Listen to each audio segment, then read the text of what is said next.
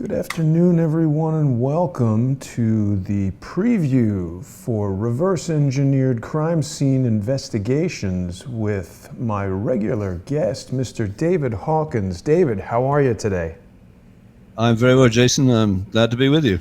Lovely to see you as usual, David. I'm so pleased we've been able to start this regular show. Of course, it's going to appear only on Patreon, but you've prepared a special extended preview for us today because we want to serve the double duty of, first of all, sharing this information with as many people as we possibly can, but also alerting people to the fact that you and I are doing this show on Patreon. And as much as we would like to share this information with as many people as possible for free, because we want honesty and liberty and the truth to spread, we do need to keep this sustainable, and both you and I are trying to expand the Patreon subscribership. So I definitely want to encourage people to go to patreon.com/crowdsourcethetruth or to patreon.com/reverse CSI storyboards, right, David? Yeah, storyboards, plural, yeah. Storyboards, plural. Let me bring up that page so everybody knows exactly where to go. And people should be supporting David's work, please, by going to Patreon and joining if you haven't already. We're going to be live on there at 2:30 p.m.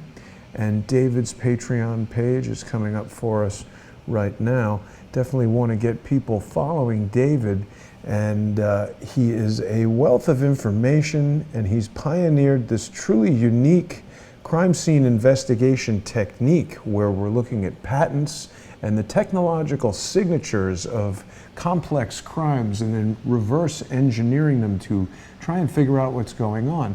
So it's patreon.com reverse CSI storyboards. You can also just search for David Hawkins on Patreon and you'll find him. So David, why don't you take us through in the next 20 minutes what people can expect to hear us talking about later today on Patreon. Well, thank you, Jason. And it's not quite true that I invented or pioneered the reverse engineering at crime scenes, because that was done probably far more effectively than I would by Sherlock Holmes, the character, Yes. of the Arthur Conan Doyle book. And if you look at A Study in Scarlet, I think it is, which he wrote in, I believe, 1888, quite an interesting year, because that was the year of Jack the Ripper in his finest performances, eviscerating prostitutes in Whitechapel, but that's by the by. But what Sherlock, or Arthur Conan Doyle, said through the words of Sherlock, he said, many people can, given a series of events or circumstances, will tell you what come to pass.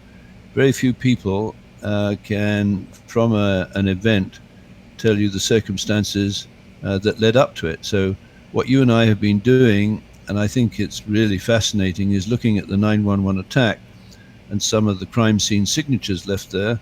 And very hot in the debate and the discussion between you and me prior to the show, we found this amazing link between the late General John Shalikashvili, a director of Boeing at the time,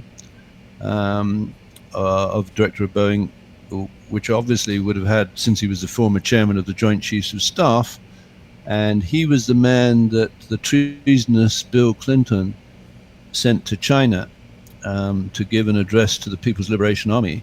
And at the end of that presentation in 1997, John Shalikashvili said, my president has instructed me to leave behind details of all of America's weapons programs. Which now, David, you told me something very shocking this morning that I didn't know. Of course, you and I have spoken before about John Shalikashvili, and you've told us how he left those secrets behind in China. But it was just today that you pointed me to this 2003, September 11th, as a matter of fact, 2003 article from the Los Angeles Times talking about Shalikashvili's father being tied to a Nazi unit, and not just any Nazi unit. He was a Waffen SS major. What do we think about Yeah, that? which is basically an institutionalized group of psychopaths that is got its name attached to endless massacres of citizens, women, children, babies, etc., on the Eastern Front, and for all I know, on the Western Front.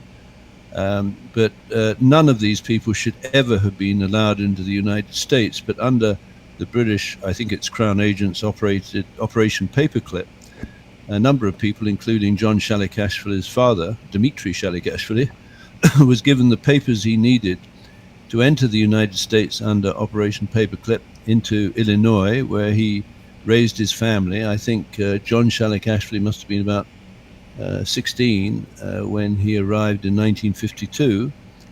And as I understand it, the two brothers, John Shalikashvili and his elder brother, Othar Shalikashvili, who's still alive, incidentally, they greatly admired their father, the Waffen SS major. So it's absolutely horrifying to realize that John Shalikashvili ended up under the Bill Clinton era or misadministration as chairman of the Joint Chiefs of Staff. It's crazy. And then after coming back from China, having handed over all of America's weapons secrets, he gets a gig with Boeing. I believe he extorts, because extortion is the middle name of the Waffen SS. I mean, they did the most terrifying, horrifying things. And he gets the ability or the power to move Boeing's headquarters from Washington State to Chicago. The office of Boeing, I believe, was commissioned about the 4th or 5th of September 2001, at about the same time that this patsy former FBI director, Robert Mueller, took over the FBI and began diverting all of the crime scene investigations that would be associated with 911 sideways. Over to you. It's really astounding how that's happened. And now, he, of course, is essentially leading the charge to impeach President Trump. There has been a just astounding array of sort of political bombs being dropped on President Trump this week.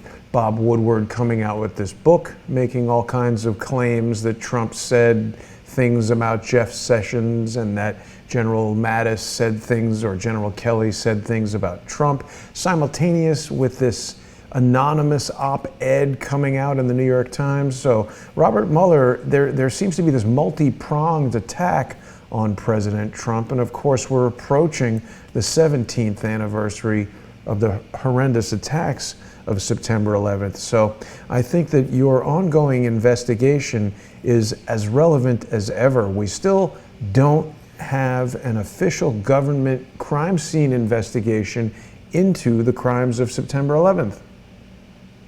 And that's why I've started to talk, and I think it put the hair on the back of your neck up, the idea of pitching a movie to anyone who's got the courage to run this. But I think this could be the greatest movie ever told, connecting the Waffen SS friendly Boeing to the 911 attack and back to the Shalikashvilis. And very interestingly, I think you did a bit of a check on Othar Shalikashvili, but he was in the United States Army, I think, from 1955 to 2001. Yeah. And he is a Georgian, and he is, I presume, if he's faithful to the values of his father, Dmitry, I think he's probably a very good Waffen SS embedded agent in the United States of America. Over to you.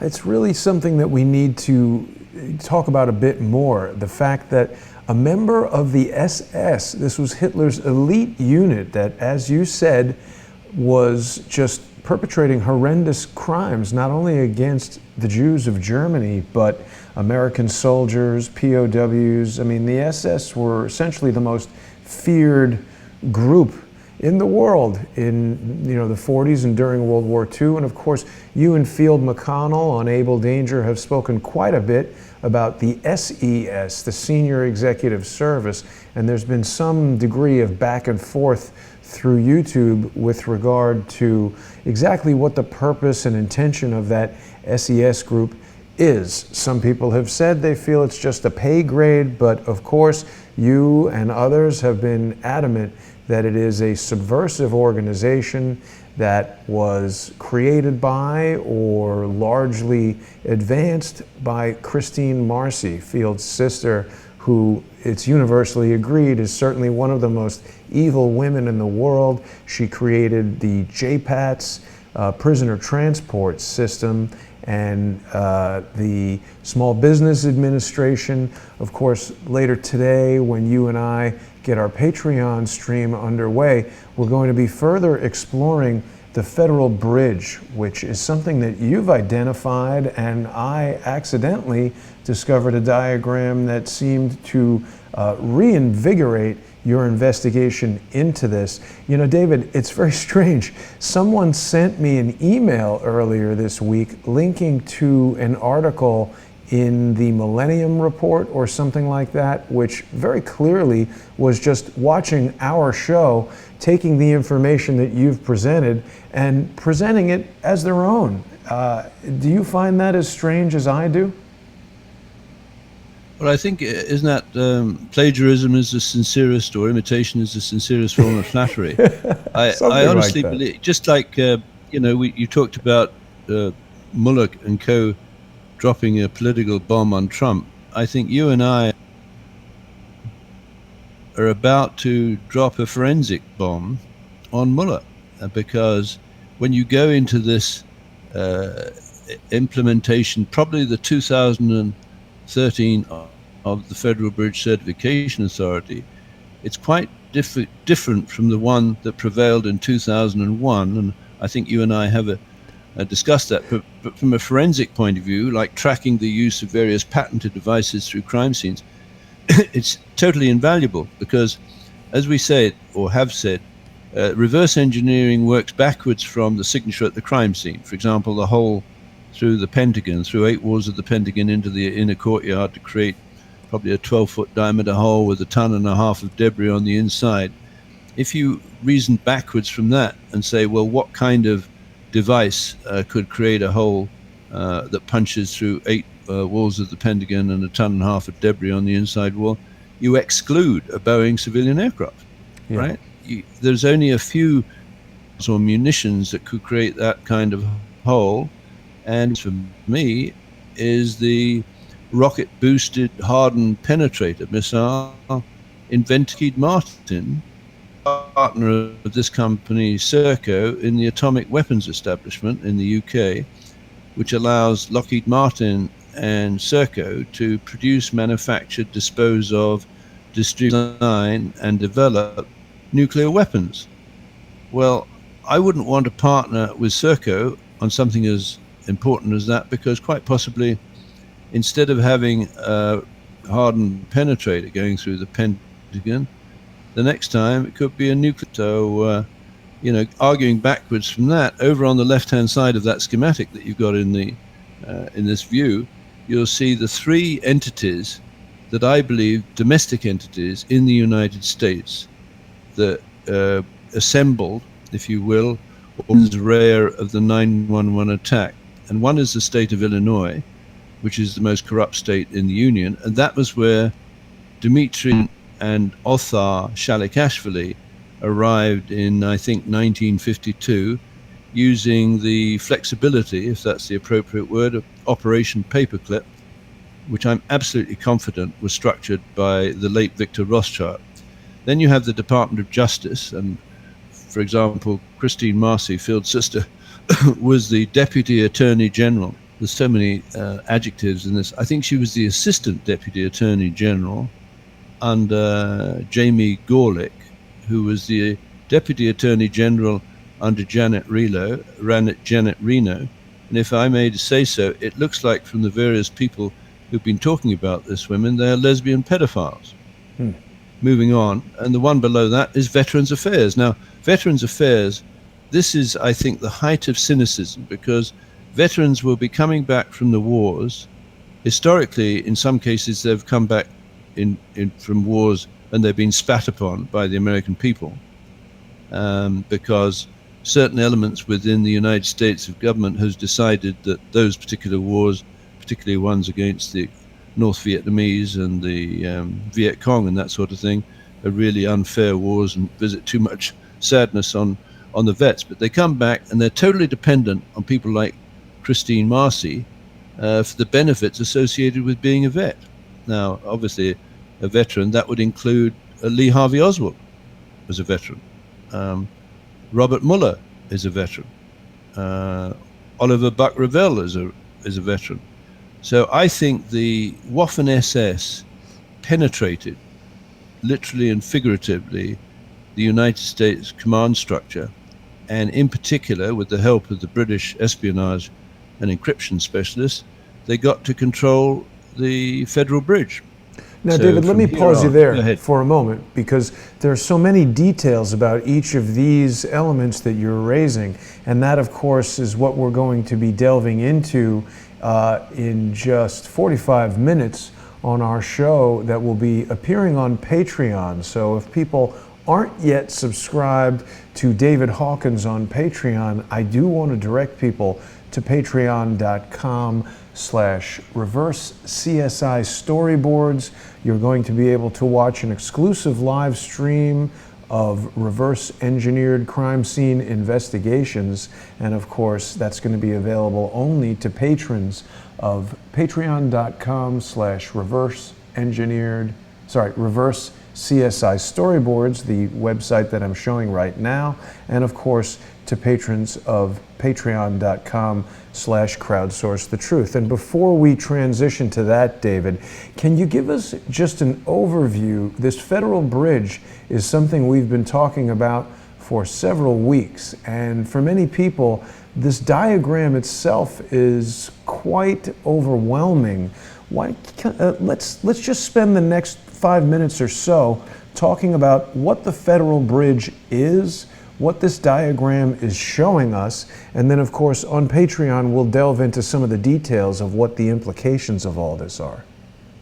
Yeah, that'll be a pleasure. And this is fascinating from a forensic or technological DNA point of view, because back in the 19th century, as you know, Britain had an extraordinary empire on which the sun never sets. I mean, I don't know whether I was justified. As I grew up as a kid, you know, I was a fairly inventive, reasonably scientific kind of child, and it always seemed to me wonderful to be part of a country that invented so many interesting things, you know, Industrial Revolution and the jet engine and so on.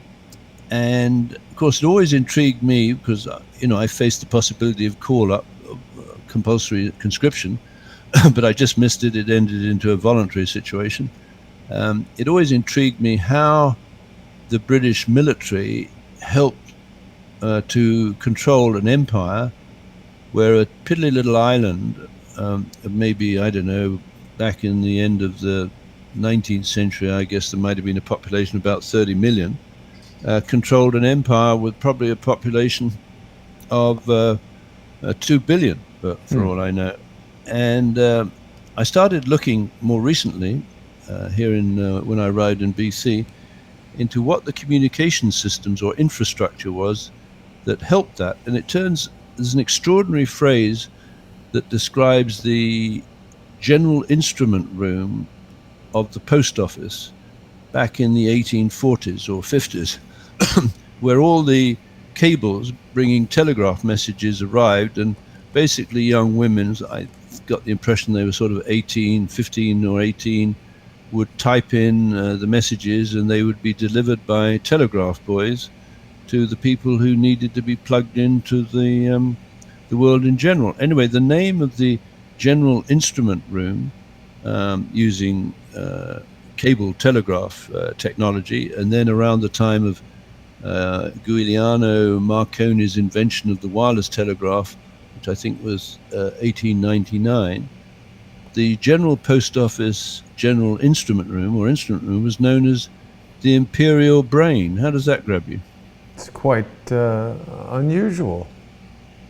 Well, the Imperial Brain morphed after the invention of public key infrastructure by GCHQ in the early 1970s into the Federal Bridge.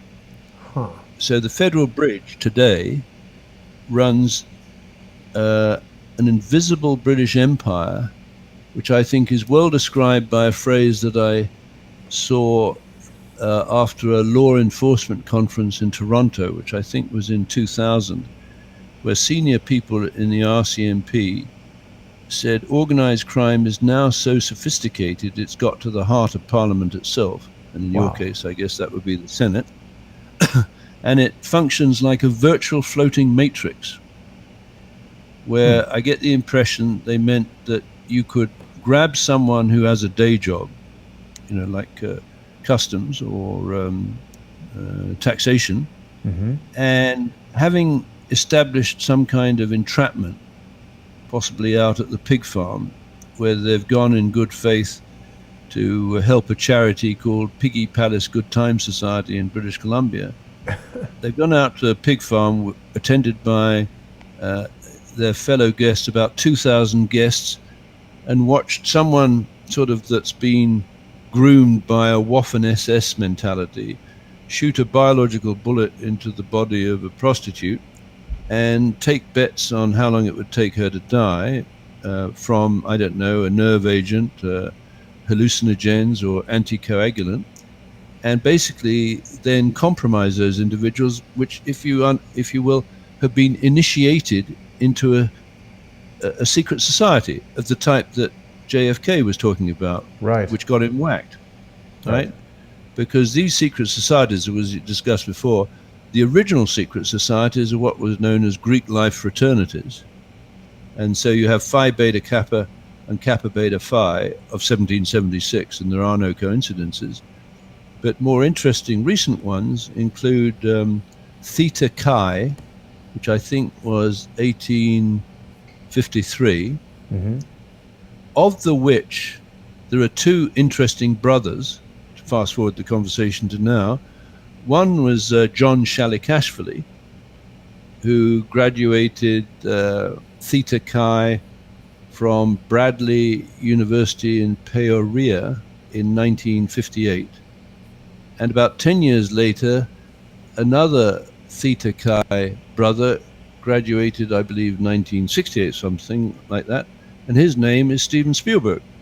Whoa. Now, so what intrigues me is, are these secret societies mechanisms for having, and some of these hazing ceremonies associated with the better known secret societies have put people in jail and killed a number of students, right? But what happens if the hazing ceremonies go underground, and instead of, I don't know, whacking some woman with a paddle and seeing how much pain she can bear, you actually go to a pig farm and witness the kinds of people that Christine Marcy was flying around with her Con Air, staging the assassination of a prostitute or the abuse of a child. Over to you. Wow. That's heavy. Well, David, we're approaching the end of our introduction here, so we're going to carry on and get into even greater detail in just about 7 minutes, only on Patreon. So I definitely want to encourage people to go to patreon.com/crowdsourcethetruth or to patreon.com/reverse-CSI storyboards. You can support David and his research there on Patreon, and it is very important that the community sponsor David and Crowdsource the Truth so that we can carry on with this type of research and this type of work. And David, I'm certainly very intrigued to hear more about the Federal Bridge, the link you've just described between Steven Spielberg and John, it's so hard for me to remember his name, Shalikashvili. Yeah. And so we'll be back in just over 5 minutes on patreon.com. I want to thank all of our generous Patreon sponsors. And David, I'll be back with you in just 5 minutes. Thanks for tuning in, everyone. Thank you, Jason.